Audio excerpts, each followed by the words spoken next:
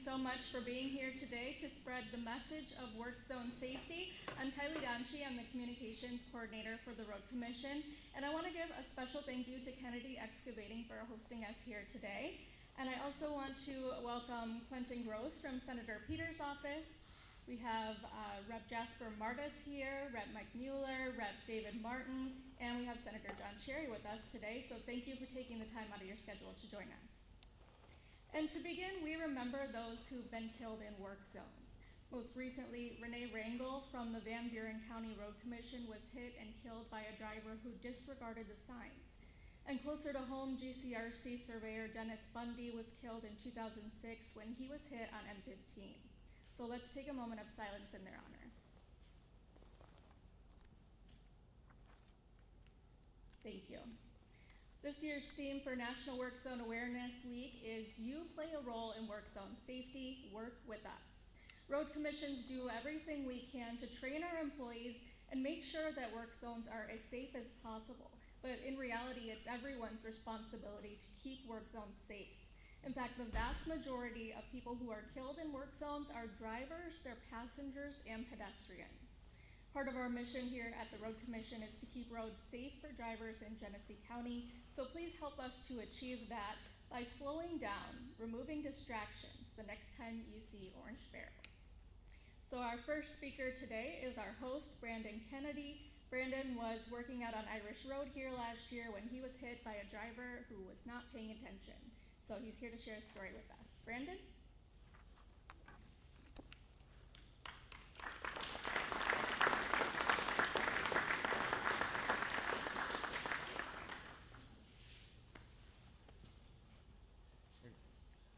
I'd like to thank everyone for coming. I'm Brandon Kennedy, third generation owner of Kennedy Excavating. And as she said, yes, I was hit on Irish Road. The driver was not a resident within the work zone, was speeding, trying to get him to slow down, and totally disregarded any motions that I was giving the guy, and I took his mirror off with my shoulder. So after that, he decided to go to the Davis Township Police to file a report that I vandalized his truck with my body. So, yeah, we do work all over the state, from Metro to the Wayne County area. The job on Irish Road last year was by far the worst experience that we've ever had. Working on the roads. I mean, we work on M roads, I roads, and everything in between. And the hostility that we experienced in Davis Township to local boys was incredible. And I was making daily calls to the township requesting police presence. As Jared can attest, I contacted him daily. Yeah. So, Yeah. So help me out here. yeah. So Brandon, how long has Kennedy Excavating been in business? I'm third generation owner. My grandpa started it in 1956. 1956. Yes. So you're 60 years plus in Yep. business. Correct. All right, that's a long time. A few days. Yep. And about how many jobs do you do a year? In the roadwork sector, probably a dozen or more in the roadwork sector, along with the commercial and industrial portions. Okay, so if we do the math, a dozen jobs, 60 plus years. What do we got? Do the math, 62, that's 72, 720. 720 jobs that Kennedy Excavating has performed over the last 60 plus years. And last year was the worst they've ever seen. Brandon got hit, two of his guys had close calls. A lot of our projects are seeing this. Brandon, anything else you want to share? Yeah, it's difficult to explain what's going on with the mentality of the motoring public. It's as soon as we put a barrel out or signs, we're out working in the road, the hostility is instant. How dare you disrupt my path to work every day? You know, people are such a creature of habit, and you disrupt that, and they just lose their mind instantly. And it's hard to, it doesn't matter how we approach them, how nice we are, or how mean we are to them. They want to lose it on us instantly, and it makes it very tough. It really wears on the psyche of the guys. Sometimes you have to pull a crew off and replace them because the guys get so burnt out that you know, they just can't deal with. Especially when you're working in a road closure, it should only be for the people that live within the closure. But that's not the case. You know, not at all. I don't know if it's the verbiage road closed to through traffic that confuses people. I don't know, but it's making it tougher and tougher to work on the roads. It is. Well, thank you very much. All right. Appreciate you coming up here.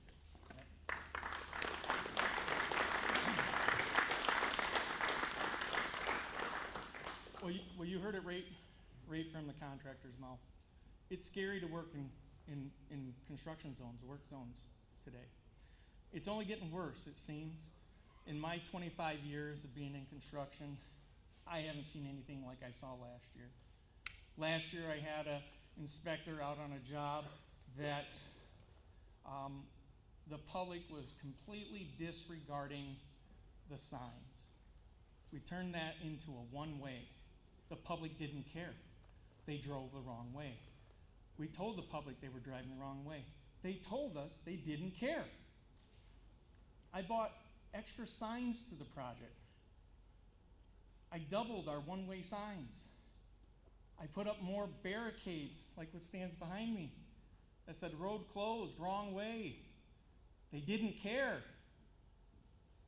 We had a gun pulled on our inspector and on the contractor. Not once, not twice.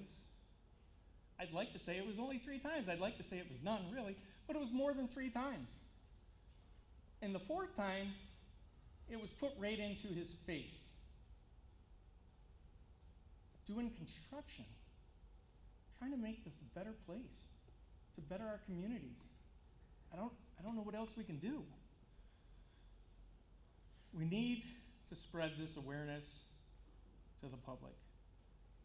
Everybody here in this room knows what it's like and what we're doing. But the people that are driving along on their daily commute to work, or the moms that got their kids in the back seat of the car, we need to tell them, and I challenge each and every one of you, how do we reach them?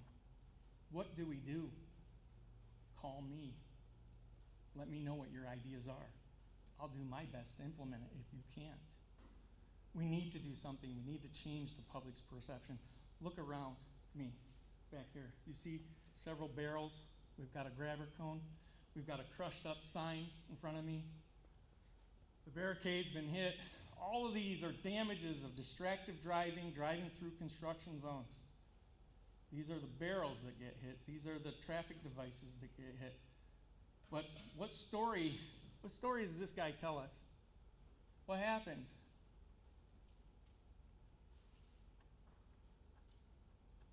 I'm gonna let you think and build your own story for a minute. What happened? I don't know. We as contractors, workers in the work zone, we can do safety all day long. We can do everything right. But until we reach the public and we tell them to stop the distractions, take 5 minutes, drive through with work zones, follow the signs, pay attention to the signs. And I reach out to the law enforcement community because we don't have the ability to enforce the signs we put up. And so we need that assistance, we need that partnership to make sure that we can make the safety of the public and for our workers number one. Appreciate you guys coming out today.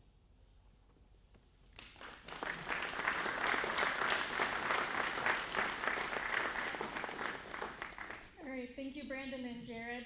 And now I would like to introduce someone who is working to make work zones safer from the state capitol. Representative Mike Mueller is the sponsor of a bill that would allow speed enforcement cameras in work zones. And Rep. Mueller, I understand that there was some action on that bill last week, so he's here to tell us about that.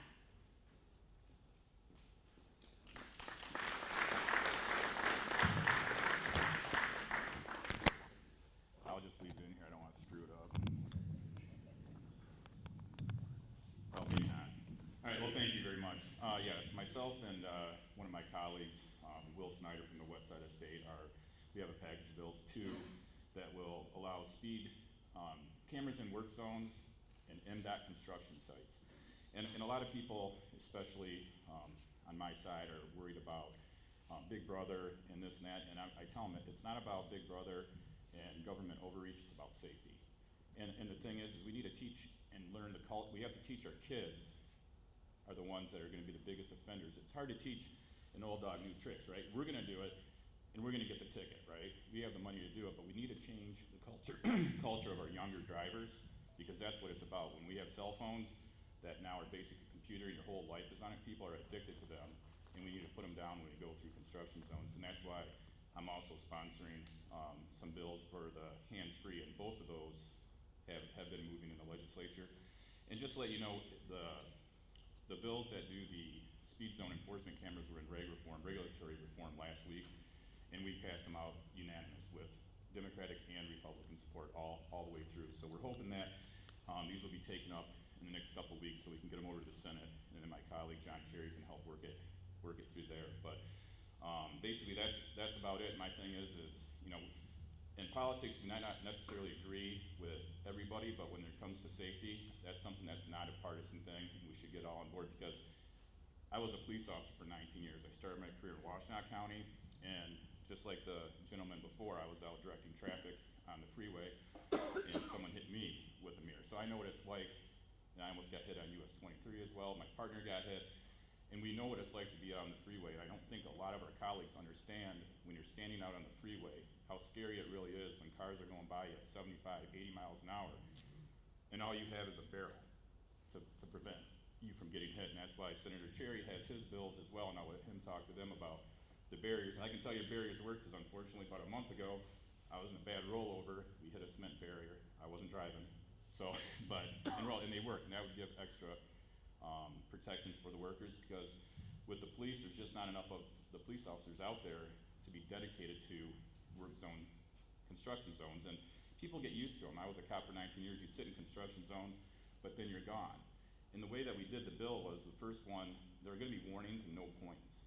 And so people were saying, well, what about, you know, someone else borrows your car? I said, well, there's parking tickets. I mean, that's already handled. And now with Zoom, if you go through a work zone up in the Upper Peninsula and you get a ticket, you can go on Zoom if you want to contest it. So there's no reason for it, and this, again, comes down to safety of the people that are out here doing the job. Regardless of politics, we need to come together and make sure this happens. So hopefully, in the next couple months, you'll see both the driving while texting, hands-free legislation, the speed zoning cameras, and then Senator Cherry's, so then hopefully by next summer, we can start helping reduce the fatalities and make sure our work zones are safer. Thank you.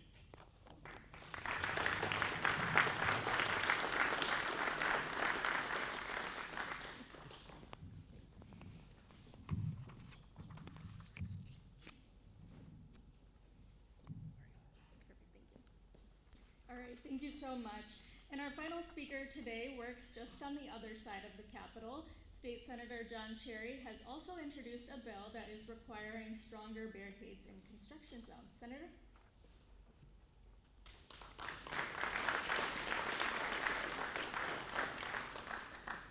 Well, thank you very much.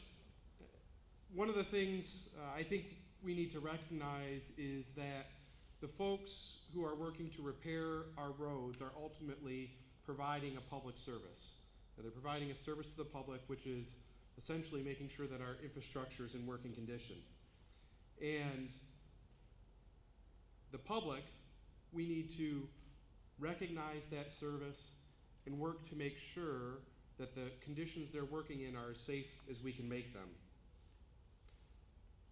Our construction workers, their fathers, their mothers, their sons, their daughters, their brothers, their sisters. And if a construction worker loses their life, that means there's not a parent coming home at night in a family. Or it means there's somebody who's not able to help their parents when it gets to the point where children are providing those services to their parents. Those are dreams that are not fulfilled, and they're empty seats at dinner tables in the holidays. As has been mentioned by previous speakers, we're going in the wrong direction right now when it comes to work zone safety. Accidents are up, deaths are up. It's a national trend. A lot of it has to do with distracted driving. We've had discussion about the wrong direction we're moving in terms of our culture of respecting each other. As community leaders, we have the opportunity to set expectations. What is proper behavior? How should we be treating each other? And I'm hopeful that in addition to the good policy changes that the laws that Representative Mueller mentioned, in addition to actually making good policy changes, we're also setting an expectation of how people should behave in work zones and how people should behave with construction workers. And we can signal those expectations on days like these and as we go through the legislative process so that we understand we have an expectation as a state that folks are going to make sure that we have safe construction zones on our roads and on our highways. Now, we have the bills in the House that deal with automatic enforcement in work zones. In the Senate, I've worked to pass out a bill that would require increased use of concrete barriers in highway construction zones to provide a safer environment for workers. I was very lucky a year ago to go out on the I-69 project with our folks at MDOT and the operators and stand at one of those concrete barriers and see a semi come through a construction zone at 75 miles an hour, as far distant as actually closer than that speaker right there. Man, it's real. You could see if there was just a slight mistake, multiple people can lose their life. One of the things I think we're fortunate as a community is that the elected leaders within Genesee County, whether they're Republicans or Democrats, our previous ones or our current ones, Rep. Martis, Rep. Martin, Rep. Mueller, we've all been very supportive of increasing work zone safety, whether these bills were put forward in previous terms or as they're being put forward this term. And I'm very hopeful we're going to be able to make positive change this session and increase safety for our construction workers. So as we are entering Work Zone Safety Awareness Week, I hope that everyone goes forth with a message to say, respect the folks who are doing the job, make sure you're slowing down, that you're not using your phone when you're going through that construction zone, and push forward for good policy to make sure we're keeping people safe. Thank you very much.